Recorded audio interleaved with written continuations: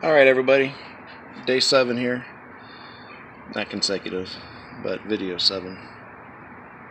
Just to recap everything that I've been doing so far. Bought it from the original owner. He said his daughter was driving it, and it made a pop. It started to smoke. She parked it, towed it home, and they put a for sale sign on it. So I checked it, started it. It sounded like a little bit of a lifter sticking is what it sounded like to me. So I brought it home, towed it home, trailered it, whatever. And the rear main seal was leaking. The oil pan gasket was leaking pretty bad. So I pulled out the engine. Before I did that, I put a mechanical oil pressure gauge on it and saw the oil pressure was low. So I pulled it out, pulled out the engine, replaced the oil pump pickup, oil pump shaft, oil pan gasket, replaced all that. Then on top, I found the intake manifold was leaking, so I replaced the intake manifold gasket, upper and lower. Pulled the timing cover off, replaced the water pump, so new water pump, new timing cover gasket, water pump gasket. I rebuilt the injectors, pulled those out, rebuilt those. New spark plugs, new spark plug wires, new cap and rotor. I think that's pretty much it for the parts I put on there. Everything looks good.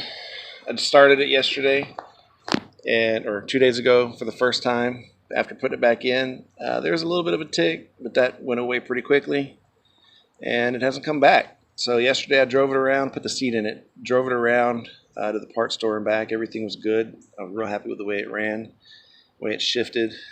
Air conditioner works, which is cool. Didn't expect that. So did a bunch of rust, cleaned up prevention, cleaned up the down here the cross member. It was dirty from the oil pan leaking. Oh, new motor mounts too. So I replaced that, cleaned it out, wire wheeled it down to the bare metal, put some protective Rust-Oleum on top of it to seal that. Did that down here. I don't know, well, this is going to show up. Down on the core support. Pulled out the battery tray. Did the same thing there. And down in there as best I could. I'll show you. So we did that. So it's a running driving Bronco at this point. Real happy about that. Just a few things to do underneath the engine compartment and the hood still. Put the factory air intake back on there. Get rid of that one. In the interior, here's the seat.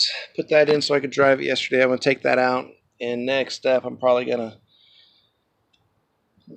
grind down any little surface rust. You can see here, it's not bad. Just right on top. Bed line it. Then put the flooring back in. This is broken here. I'm going to fix that. That's pretty common on these trucks. And then somebody went to town, or a couple people went to town on this wiring harness on the stereo. I'm going to square that away. I got some new harnesses to put in, new plugs, pigtails. And the ashtray needs a little bit of work so it stays in place.